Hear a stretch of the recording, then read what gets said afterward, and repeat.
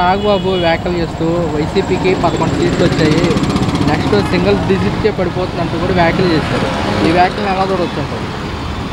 ఆ వ్యాఖ్యలు ఏముంది, రాజకీయ నాయకులు వంద మాట్లాడతారు, ప్రజల్లో రావాలి కదా అదంతా. ఇప్పుడు వాళ్ళు మాట్లాడతారు. జగన్ కూడా అన్నాడు ఫస్ట్లో మొత్తం తెలుగుదేశం పడిపోతుంది మొత్తం, కానీ అది రాజకీయం అండి ఇదంతా.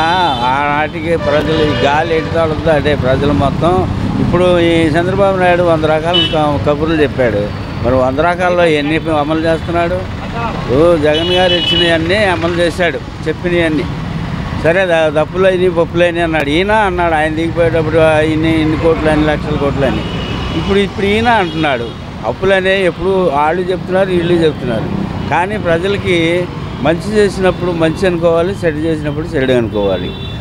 అలా నేను చెప్పినవన్నీ అమలు చేశాడు. వృద్ధాప్య పింఛన్ పెంచారు, ఈయన ఇస్తానన్నాడు, ఆయన ఇచ్చాడు. పోతే ఇప్పుడు ఈయన అమలు చేయాల్సినవి ఏముంది? ఉచిత బస్సు సౌకర్యం అన్నాడు ఆడవాళ్ళకి, అది లేదు. తర్వాత ఈ తోపుడు బళ్ళ వాళ్ళకి 10,000, లేకపోతే బడ్డీ కొట్లు, లేకపోతే ఇంకా చిన్న వ్యాపారస్తులకి 10,000 ఇచ్చాడు. ఆయన ఇచ్చిన గవర్నమెంట్ నష్టపోలా. ఎందుకంటే 10,000 ఇచ్చిన బ్యాంకులు ఇచ్చారు, 10,000 ఇచ్చాడు. 10,000కి 12,000 వాళ్ళు వసూలు చేశారు. ఇప్పుడు రూపాయి లేబర్కి ఇచ్చిన రూపాయి తిరిగి మళ్ళీ గవర్నమెంట్ దగ్గరికి వెళ్తుంది. అదే బలమంత్రికి ఇచ్చిందే ముడ్డానకాలు వేసుకుంటాడు, అది మళ్ళీ లైన్లోకి రాదని. కాబట్టి ఈ గవర్నమెంట్ చేసినంత తప్పే నా ఉద్దేశం. ఒక్కొక్కరు ఒక్కో రకంగా ఉంటారనుకోండి. అయితే ఈయన శాశ్వతం కాదు, ఆయన శాశ్వతం కాదు, ఎవరు రాజకీయంలో ఎవరు శాశ్వతం కాదు. కాబట్టి జనానికి ఎవరు మంచి చేశారో వాడు చచ్చిపోయిన రోజు నాడు మంచివాడురా, పాపం చచ్చిపోయాడురా అనుకుంటాడు. అదే చెన్నాడు అనుకుంటే బాగా చచ్చినా కూడా దరిద్రం వదిలినా కూడా అనుకుంటాడు. ఇది అంతే, రాజకీయం కూడా అంతే, దాంట్లో మించింది ఏం లేదు. ఇదంతా మోసపూరితం. ఇప్పుడు మందు రేటు తగ్గిస్తా అన్నాడు, ఆయన మందు రేటు పెంచాడు. పెంచేటప్పుడు ఏం చెప్పాడు? షాక్ కొట్టాలి, మందు తాగాలి అనుకున్నవాడు 10 రూపాయలు తాగేవాడు 5 రూపాయలతో సరిపెట్టుకోవాలి, ఏ షాక్ కొట్టి మిగిలిన 5 రూపాయలు ఇంట్లో ఇవ్వాలి అన్నట్టుగా ఆయన మాట్లాడాడు. సరే, అది ఎవడిష్టం ఆడదనుకోండి. ఆయన మాట్లాడిన దాంట్లో కొంత నిజం ఉంది. ఈయనేం మాట్లాడాడు? అయ్యో పాపం ఏదో ఓ మందు సాయంత్రం దాకా పనిచేసి ఒళ్ళు నొప్పులు చేసి ఏదో ఒక ప్లగ్ వేసుకుంటే ఆ ప్లగ్ ఒళ్ళు నొప్పులు తగ్గుతాయి, మళ్ళీ తెల్లారి పనికి వెళ్తాడు అని మేము మందు వేస్తే దాన్ని కూడా ఈయన కానట్టు చేశాడండి అనేది సానుభూతి మాటలు మాట్లాడాడు. ఏంటి ఈ డబ్బులు వసూలు చేయడానికి, తాగిన డబ్బులు వసూలు చేయడానికి జనాన్ని రెచ్చగొడుతున్నాను అనమాట. నేను మంచి మంది ఇస్తాను, రేటు తగ్గిస్తాను, రండి తాగండి, మీరు కుదేలు అయిపోండి, కుటుంబాలు నాశనం అయిపోండి, నాకు మాత్రం తీసుకొస్తున్నాను, నేను 7 ఎకరాలు పెంచుకుంటాను అన్న ఉద్దేశం రాజకీయ నాయకులు చేస్తున్నారండి. ఇప్పుడు ఒకటి ఆలోచించాలి. ఓటుకు వచ్చి 4,000, 5,000, 3,000, 2,000 అట్లా ఇస్తున్నారు. మళ్ళీ ఎవరి సొమ్ము వాళ్ళు ఎక్కడిది పోగు చేసుకోవాలి. మళ్ళీ అవన్నీ అంతే. ఇక వాళ్ళు ముందు పెట్టుబడి పెడతాం, వడ్డీతో చక్కెర వడ్డీతో సహా వసూలు చేసుకోవడం. ఎవడన్నా అడ్డం తిరిగితే వాడు 4 దండటం తీసుకెళ్తా, అరే నా ఎరగేసి రండి, ఆయన పొడి చేసి రండి అని. అది ఆయన ఒక ఆయన ఉన్నాడు 100 బస్సులు, ఆయనకి లాగా వీళ్ళందరూ దౌర్జన్య కార్యక్రమాలు చేస్తూ ఉంటారు. అంతే. బయటపడాలంటే లేబర్ బయటపడరు, ఎందుకంటే దీనికి తడిసే అది. మీరు రామరాజ్యం పరిపాలన చేస్తారా, సురక్షిత పరిపాలన చేస్తారా? మళ్ళీ మీరు ఎలా గెలుస్తారనుకుంటున్నారు? కలల కంఠం మానేయండి అంటారు. మరి కలల కంఠం మానేయండి అనకపోతే వీళ్ళు మంచి పని చేసినట్టు. ఇప్పుడు ప్రజలకి తెలుసండి, నీ గురించి నాకు తెలుసుద్ది. మీరు ఇక్కడ నిల్చున్నారు, రోడ్డు మీద ఎండలో నిల్చున్నారు, కష్టపడుతున్నారు, ఆ విషయం నాకు తెలుసుద్ది. నేను పంపించిన ఆయనకి ఏం తెలుసుద్ది? ఇవన్నీ తీసుకెళ్తేనే తెలుస్తుంది. ఈ రికార్డు తీసుకెళ్తేనే ఇది చోట్ల మాట్లాడారు, ఇంతమంది మాట్లాడారు, ఇంత కష్టపడ్డాడు అనేది తెలుస్తుంది. లేదా ఇంటికాడ ఉన్నాయని తెలుస్తుంది, అది లేకపోతే తెలియదు. వాళ్ళు కూడా అంతే, 100 చెప్తాడు. నాగబాబు చెప్తాడు, కళ్యాణ్ బాబు చెప్తాడు, అన్నీ చెప్తాడు. కళ్యాణం బాబు ఎందుకు వచ్చాడు? ఆయన డబ్బులు తక్కువ వచ్చాడు దీంట్లోకి, అక్కడ డబ్బులు లేవా? అదేమంటే అది ఇక అయ్యని మనం అనుకుంటానికి మంచి పద్ధతి కాదనుకోండి. మీరు రైట్ హ్యాండ్ అన్న విజయసాయి రెడ్డి మీ పార్టీ నుంచి రాజీనామా చేసి వెళ్ళిపోయాడు. అలాంటి వాళ్ళు ఇంకా చాలామంది రాజీనామాలు చేస్తున్నారు మీ పార్టీకి, ఇంకెక్కడ వైసీపీ పార్టీ అంటూ కూడా చేసిన వ్యాఖ్య మీరేమన్నా? ఆయన రైట్ హ్యాండ్ అవ్వచ్చు, లెఫ్ట్ హ్యాండ్ అవ్వచ్చు. రైట్ హ్యాండ్ అనుకున్నంత మాత్రం రైట్ హ్యాండ్గా ఉండాలని లేదు దానికి. ఇప్పుడు నాకు ఈ చేయి పని చేయట్లేదు, సపోజ్ చెప్తున్నా, ఈ చేతితోనే ముడ్డి కడగాలి. ఇది రైట్ హ్యాండ్ అనుకుంటే కుదురుద్దా? కుదరదు. మరి ఎవరికి అడుగుతాడు? అది ఇది వాస్తవాలు చాలా ఉంటాయి. వాళ్ళు ఏదో చెప్తారులే రాజకీయ నాయకులు, వాడు మీద కూర్చున్న కాడి నుంచి దిగి నడిచేవాడికి నొప్పి అని తెలుసు, కుర్చీలో కూర్చునేవాడికి తెలియదు. అది ఎవడ కాళ్ళు నొప్పులు వస్తే ఆడే కదులుతాడు బయట. రాజకీయ నాయకం అంటే ఇది ప్రజా తీర్పు, అంటే ప్రజల తీర్పు. రేపు పొద్దున పంచాయతీ ఎలక్షన్ వస్తుంది. వాస్తవంగా ఇదే నిజాయితీ అయితే రేపు పొద్దున పంచాయతీ ఎలక్షన్లో తెలిసిపోదు. వాళ్ళు కానీ వీళ్ళు కానీ ఇంకోళ్ళు కానీ. రాజకీయం ఎవడో శాశ్వతం కాదు. వాడు 5 ఏళ్ళది ఉండేది. 5 ఏళ్ళ కోసం ఈ 50 సంవత్సరాలు సర్వీస్ చేసేవాడిని నొక్కి పెడుతున్నారు. ఎందుకంటే ఆడు ఏం గీస్తే అదే గీత, వీడు గీసింది గీత అవుతాం. నేను ఇప్పుడు నీ దగ్గరికి వచ్చి ఇప్పుడు సచివాలయాలు పెట్టాడు. అంతకుముందు సచివాలయాలు ఉన్నాయా, ఈ సేవ పెట్టారు. ఈ సేవకి వెళ్తే సీరియల్గా లైన్గా నిల్చుంటే మొత్తం అందరికీ కలిపి ఒకటే చోట పెట్టారు. ఆ మండలం మొత్తానికి ఈ సేవకి వెళ్తే ఎన్నిసార్లు తిరిగినా ఆ కాగితం, ఒక కాగితం ఉదాహరణకి ఏదన్నా సర్టిఫికేట్, డెత్ సర్టిఫికేటో లేకపోతే ఏదో ఒక సర్టిఫికేట్ కావాలంటే 100 సార్లు తిరిగితేనే కానీ ఆ పని అయింది.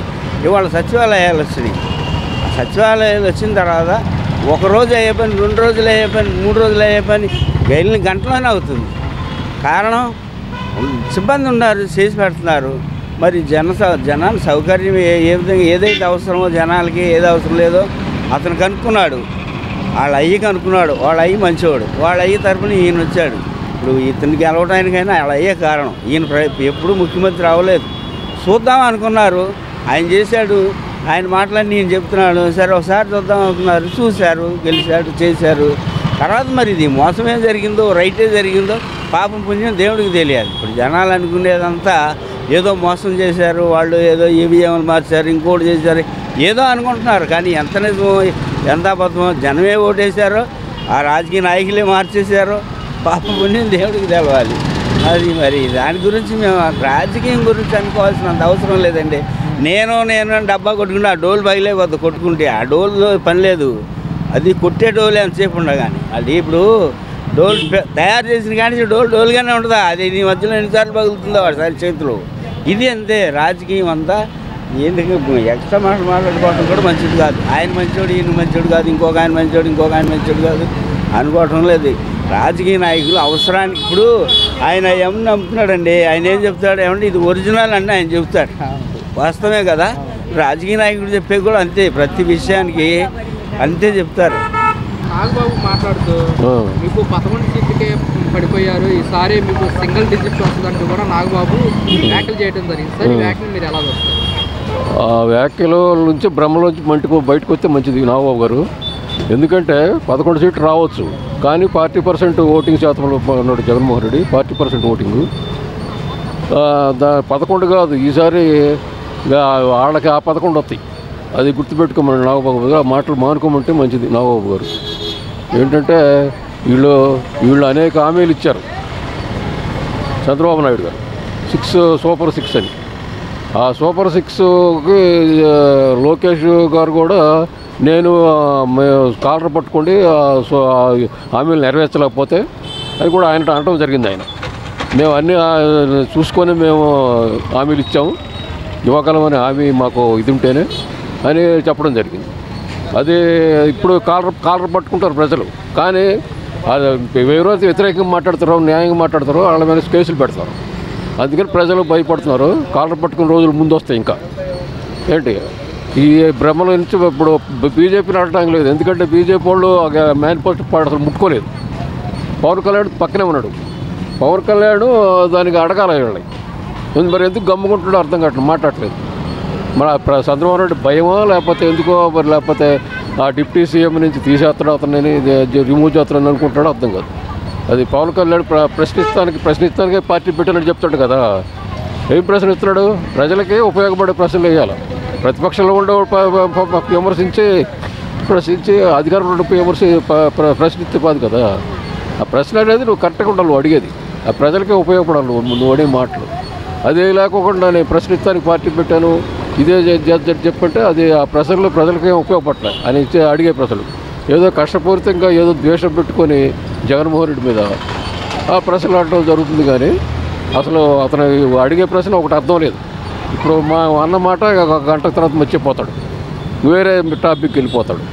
ప్రతి విషయం అతను failure politician. Failure politician, original politician కాదు అతను. అది మాత్రం చాలా అది కరెక్ట్గా ఉంటే మంచిది. పవన్ కళ్యాణ్ కరెక్ట్గా ప్రశ్నించి చంద్రబాబు నాయుడు తప్పులను బయట పెడితే బాగుంటుంది మాత్రం. అది మీరు జమిలీ ఎన్నికలు అంటున్నారు, ఎప్పుడో రావాల్సిన జమిలీ ఎన్నికల కోసం మీరు ఇప్పుడు ఆరాటపడుతున్నారు. మీరు కళలు కట్టడం మానుకోవాలి. జమిలీ 27లో వస్తాయి, 27 మార్చి తర్వాత. ఆ జమిలీ ఎన్నికల్లో ప్రజలు రెడీగా ఉన్నారు. ఎలా బుద్ధి చెప్పాలో చంద్రబాబు నాయుడికి ఆ ప్రజలు అలా బుద్ధి చెప్తారు, అది మాత్రం గ్యారెంటీ. మీరు రైట్ హ్యాండ్ అన్న విజయసాయి రెడ్డి పార్టీకి రాజీనామా అలాంటి వాళ్ళు ఇంకా చాలా మంది ఉన్నారు. మీకు ఇంకెక్కడ ఉంది బలము, పార్టీకి లేదు ఏం లేదని చెప్పేసి విజయసాయి రెడ్డి చేసి ఆయన పర్సనల్ అండి, దాన్ని రాజీనామా చేసుకున్నాడు. దానికి ఏముంది, విజయసాయి రెడ్డి అట్లా 100 మంది పోయినా పార్టీ అవ్వదు. జగన్మోహన్ రెడ్డికి అలాంటి వాళ్ళు ఇంకా 100 మంది పోయినా కూడా ఆయన ఓటు శాతం ఆయనకు ఉంది. వీడు దమ్ముంటే విడి కూడా పోటీ చేయమనండి. ఇప్పుడు 3 పార్టీలు ఉన్నాయి కదా కూటమి, ఎవరికాళ్ళు పోటీ చేయడం మనకు మరి ఏ విడిపోతాను అంటారు కదా, ఏళ్ళు ఒక సీట్ వద్దంటారు కదా, మరి విడిగా పోటీ చేయొచ్చు. మరి అట్టేటప్పుడు ముగ్గురు కలవటం ఎందుకు, కలవటం ఎందుకు, కలవకూడదు విడివిడిగా పోటీ చేయొచ్చు కదండి. మరి ఎందుకు మరి 3 పార్టీలు కలిసి పోటీ చేస్తున్నారు? మీరేమన్నా రామరాజ్యం పరిపాలన చేశారా, సురక్షితమైన పరిపాలన చేశారా, ఏం చేశారని మీకు ఓట్లు వేయాలి ఇంకోసారి? ఎలా మీరు అధికారంలోకి వస్తారని మీరు ఎట్ట గెలిచారో, జనాలు యూఎంఎల్ చేసి గెలిచారో, ఎట్ట గెలిచారో అందరూ తెలుసు.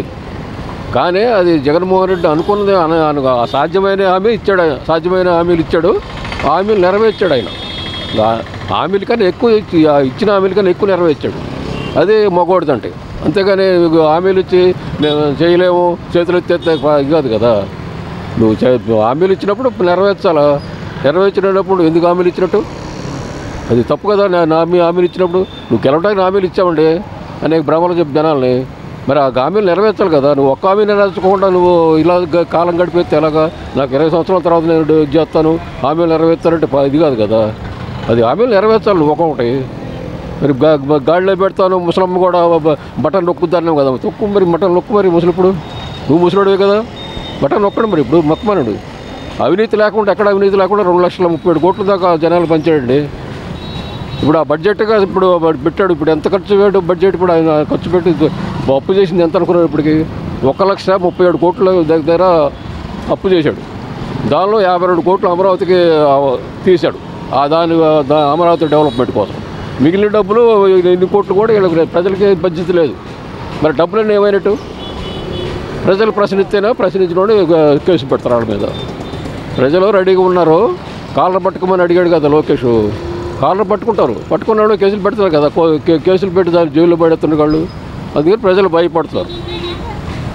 1 సంవత్సరంలో వ్యతిరేకత బాగా వస్తుంది, అది దానిలో సమస్య లేదు. నాగబాబు భ్రమల నుంచి బయటకు వస్తే మంచిది.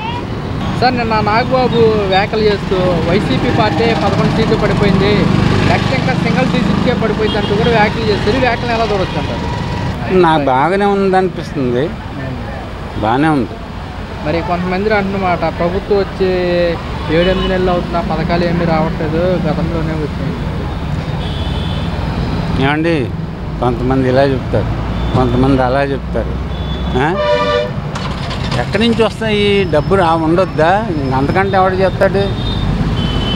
లేకపోతే జగన్ గారిలాగా అక్కడ ఏది ఆయనేమో వైజాగ్లో కొనుక్కున్నాడే, అలాగే ఈయన కూడా కొనాలి ఎక్కడన్నా, అప్పుడు బాగుంటుంది. ప్రజలకి ఎలా అంటే జగన్ ప్రభుత్వమే ప్రజలకి సమ్మగా ఉందన్నమాట. బాగా పెట్టాడు, హాయిగా ఉంది. చంద్రబాబు నచ్చదు. ఇప్పుడు కూడా గొర్రె కషాయం నమ్ముతుందని. నమస్తే అండి. నమస్తే నాయన. నాగబాబు గారు మాట్లాడుతూ వైఎస్ఆర్ కాంగ్రెస్ పార్టీకి ఇప్పుడు 11 సీట్లు వచ్చాయి, నెక్స్ట్ ఎన్నికల్లో సింగిల్ డిపాజిట్కే పడిపోతుందంటూ కూడా వ్యాఖ్యలు చేస్తారు. ఈ వ్యాఖ్యలు మీరు ఎలా చూస్తారు? అది ఆయన సొంత నిర్ణయం. ఈ సింగిల్ సీట్ పడిపోద్ది, అసలు ఉంటుందో లేదనేది అవన్నీ ఆయన చెప్తే ఏంటి, ప్రజలు ఇవ్వాల్సిన తీర్పు అది. ప్రజలు ఇచ్చేది ఈ తీర్పుని బట్టి ఇప్పుడు పరిపాలన ఉంటుంది. కానీ ఆయన సొంతగా ఏదో చెప్పాము, ఏదో గాల్లో మేళ్ళ కట్టాము, అవి కోల్లేదు అలాగ ఉండిపోయినాయి అంటే అదంతా ఉట్టి మాటలు. ఒకప్పుడు వైఎస్ రాజశేఖర రెడ్డిని నాకు సభ్యత్వం కాదు, నాకు ఇది కావాలి మంత్రి పదవి అని అడిగాడు. ఆయన ఏం చెప్పాడు రాజశేఖర రెడ్డి గారు, నేను ఇస్తాను, ఈటాకేం బాధలేదు, ముందు చిరంజీవి గారిని కనుక్కొని ఇస్తానని చెప్పి అన్నాడు. అప్పట్లో నాకు తెలిసిన నిజం అది. మరి ఇప్పుడు అది నిజమో అబద్ధమో నాకైతే తెలియదు. కానీ అప్పుడు వైఎస్ రాజశేఖర్ ఉన్నప్పుడు ఒక రకం మాట్లాడి, ఇప్పుడు జగన్ వచ్చాడని ఒక రకం మాట్లాడానని, పవన్ కళ్యాణ్ వాళ్ళ పార్టీలో ఉన్నాడనేసి అనేక రకాల వ్యాఖ్యలు చేయొచ్చు. అక్కడ బీజేపీ మద్దతు ఉందని ఏదో చెప్తారు. కానీ ఏదేమైనా కానీ ప్రజలు ఇచ్చే తీర్పుని బట్టి మనం ఫాలో అవుతాం. కానీ నువ్వు చెబితే అవుతుందో, నేను చెబితే అవుతుందో, ఆయన సిల్క జోషి ఆయన చెప్పడంలో జరిగిపోటాకే ఇలాంటి దివిదృష్టిగా అని చెప్పినంతవరకు నిజం అవటాకి. మీరు జగన్మోహన్ రెడ్డి కూడా జమిలీ ఎన్నికలు అంటున్నాడు, వాళ్ళ కార్యకర్తలు కూడా అంటారు మీరు కలలు గంట మానేయండి, మీకు 11 సీట్లు ఇచ్చారు, మీరు అసెంబ్లీలోకి వచ్చే పోరాటలేదు, మళ్ళీ మీరు జమిలీ ఎన్నికల కోసం చూస్తున్నారా? జమిలీ ఎన్నికలు అంటే అవి జరుగుతాయో లేదు, అదంతా నమ్మకం లేని పని. అది చెప్పలేము. దాని గురించి నాకంత అవగాహన లేదు. నాకు తెలిసినంత వరకు జరగవు అనుకుంటున్నా. సీట్లు ఇచ్చేయన్న సంగతి అది పక్కన పెట్టండి. అది ఎవరు చేశారు, ఎలా జరిగింది అనేది నిజానికి ప్రతి ఒక్కరికి తెలుసు. ఎన్నికల కమిషనర్ ఉన్నాడు, తర్వాత నిమ్మగడ్డ రమేష్ ఉన్నాడు, చంద్రబాబు నాయుడు ఉన్నాడు, మోడీ ఉన్నారు. వీళ్ళు ఏం చేశారనేది ఎవరికి తెలియదు. అప్పుడు ఈఎంలు ఎందుకు తన్నారు, కొన్నారు, అన్ని కొన్నామన్నాడు. మరి ఏమైనాయి? 24, 28 ఈఎంలు మాయమైనాయి. ఎక్కడైపోయినాయి? ఓటింగ్ ఎక్కడుంది? అసలు పోలింగ్ అయిన దానికంటే ఎక్కువ ఓటింగ్ కనపడుతుంది. అది ఎంతవరకు నిజం? దాన్ని రీకౌంటింగ్ పెట్టమని చెప్పి పబ్లిక్ నాయకులు అడిగితే దాన్ని ఇదిగో అన్నారు, అదిగో అన్నారు, ఏమీ లేదు, అలాగే పక్కన పెట్టేశారు. మీరేమన్నా మహానుభావులా, మీరేమన్నా మంచి పరిపాలన అందించారా, మళ్ళీ మీరు రావడానికి అధికారంలోకి ఎలా వస్తారనుకుంటారని చెప్పేసి కూడా అంటున్నారు. మహానుభావులు అంటే ఆయన వరకు మహానుభావుడు కాదేమో. దేవుడిని అందరు కొలవరు కదా. దేవుడిని కొలిసేది ఏంటంటే కొంతమంది దేవుడిని కొలుస్తారు, కొంతమంది దేవుడిని కొలవరు. వాళ్ళకి దేవుడు మేలు చేస్తే కొలిశాడు, మంచి చేశాడు అంటాడు, కొలవలేదు చేసి ఏం దేవుళ్ళు అంటాడు.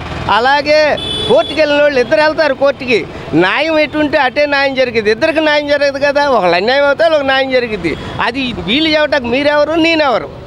మీకు 11 సీట్లు వచ్చినా కానీ ప్రజలు మీరు అసెంబ్లీలో వచ్చి పోరాటలేదు, ప్రజలతో మీరు మైండ్ గేమ్ ఆడుతున్నారు, కొంచెం ఆలోచించుకోండి, మీకు మానసిక పరిస్థితి కూడా బాగాలేదు అంటూ కూడా చేసిన వ్యాఖ్యలు. మానసిక పరిస్థితి బాగలేదంటే నేను డాక్టరా చూసి చెప్పటానికి? అవన్నీ ఉట్టి మాటలు. ప్రజల్లోకి వెళ్ళాలి, లేదంటే అసెంబ్లీలోకి వెళ్ళాలి, మాట్లాడాలంటే ఆయనకి ప్రతిపక్షం వాదా అడుగుతున్నాడు. ప్రతిపక్షం వాదా ఇవ్వాలిగా. ఏదైనా మాట్లాడుతుంటే లేచి గోల్ చేస్తున్నారు. ఇంకేముంది? అసెంబ్లీ డబ్బులంతా మన డబ్బు వృధా చేయడం తప్పనేసి అక్కడ కరెక్ట్గా మనకి ఏం జరగట్లేదు. అసెంబ్లీ పేరుకే కానీ గంటకి ఎన్నో లక్షల రూపాయలు అవుతుంది. ఆ లక్షలు ఎవరు పెడుతుంది? మనం ఎత్తున పడుతుంది, మనం పడుతున్నాం ఆ బాధ. వాళ్ళు ఏంటి అక్కడ కూర్చున్నాడు, వాళ్ళు గోల్ చేస్తున్నారు. కానీ నెల వచ్చేళ్ళకి ఎమ్మెల్యేలు కానీ ఎంపీలు కానీ వాళ్ళ నిధులు, వాళ్ళ డబ్బు, వాళ్ళ జీతాలు తీసేసుకుంటారు. పోయేది ఎవరంటే సామాన్య మానవుడు, పేదవాడు తప్పనిచ్చి ఎవ్వరు లేదు. సార్ కూటమి ప్రభుత్వం వచ్చి 8 నెలలు అవుతుంది సార్, ప్రభుత్వం పనితీరు ఎలా అనిపిస్తుందండి?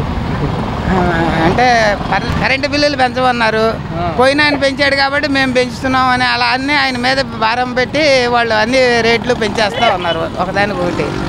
మరి పరిపాలనలో ప్రస్తుతం ఇంతవరకు తేడా కనపడట్లేదు. మరి వీళ్ళ పరిపాలన ఇకనైనా వాళ్ళు చెప్పినట్టుగా మంచిగా చేస్తారని ఆశిస్తున్నాం. మరి కొంతమంది అన్నమాట గతంలోనే మాకు పథకాలు ఎక్కువ వచ్చాయి, ప్రభుత్వంలో రావట్లేదని చెప్పేసి. అవును, అందరూ అనుకుంటున్నారు. మరి పథకాలు ఇస్తే అభివృద్ధి ఉండదు కదా. మరి అభివృద్ధి కోసమైనా వాళ్ళు ఏది మాసు దానికి అట్రాక్షన్ పడకుండా మంచిగా పరిపాలన చేస్తే బాగుంటుంది.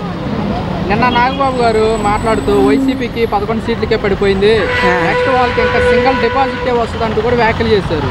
ఈ వ్యాఖ్యలు మీరు ఎలా భావిస్తారు? వాళ్ళు అధికారంలో ఉన్నప్పుడు అలానే మాట్లాడతారు, తర్వాత కొన్నాళ్ళు పోతే వాళ్ళకే తెలుస్తుంది. మీరేమన్నా మంచి పరిపాలన అందించారా, మీరేమన్నా మంచిగా అభివృద్ధి చేశారా, ఎలా వస్తారనుకుంటున్నారు మీరు అని చెప్పేసి కూడా అన్నమాట. మీరేమన్నా పర్వాలేదు, ప్రస్తుతం అంత బ్యాడ్గా ఏమీ లేదు. కొన్ని పథకాలైనా నడుపుతున్నారు కాబట్టి వాళ్ళని తగ్గించకుండా మంచిగా ఎవరికి ఎంతమంది అయితే వృద్ధులు ఉన్నారో వృద్ధాప్య పెన్షన్ ఇస్తున్నారో అన్నిటికీ తగ్గించకుండా ఇస్తే బాగుంటుంది. మరి వీళ్ళు అన్ని పెంచి మనుషులను తగ్గించడం వల్ల ప్రయోజనం ఏంటండి? అంటే అనర్హత పెన్షన్లు ఉన్నాయి కాబట్టి అదే అనర్హత అంటే కరెక్ట్ కాదు. వాళ్ళు రాజకీయం చేస్తున్నారు, రాజకీయ మాటలు మాట్లాడుతున్నారు. అంటే గత ప్రభుత్వంలో అన్ని అనర్హత పెన్షన్లు ఉన్నాయి, తీసేసి కొత్త వారికి అవకాశం కల్పిద్దామని చెప్పేసి. పోనీ వెనకటి ప్రభుత్వం ఎన్ని వేల లక్షల మందికి ఇచ్చిందో అన్ని లక్షల మందికి వీళ్ళనే ఇవ్వమనండి. అనర్హత అనేది ఒక అబద్ధం చెప్పి తీసేస్తున్నారు. తీసేయడానికి ఏదో ఒక మాట ఉండాలి కాబట్టి అనర్హత అని చెప్తున్నారు. అలాగే నాగబాబు గారు మాట్లాడుతూ మీ రైట్ హ్యాండ్ అన్న విజయసాయి రెడ్డి పార్టీకి రాజీనామా చేసి వెళ్ళిపోయాడు, అలాంటి వాళ్ళు ఇంకా పార్టీకి రాజీనామా చేస్తారు, ఇంకా వైసీపీ పార్టీ ఎక్కడ ఉంటుందంటూ కూడా నాగబాబు గారు అంటున్నారు. మీరే ఉంటారు. అది ప్రజలు వింటానే ఉన్నారు కదండి, టైం వచ్చినప్పుడు చెప్తారు. మరి ఇప్పుడు జగన్మోహన్ రెడ్డి మరి అసెంబ్లీలోకి రాబోతున్నారని చెప్పేసి కూడా వార్తలు అయితే వస్తున్నాయి. ఎలా ఉండబోతుంది అంటారు అసెంబ్లీలో కనుక వస్తే?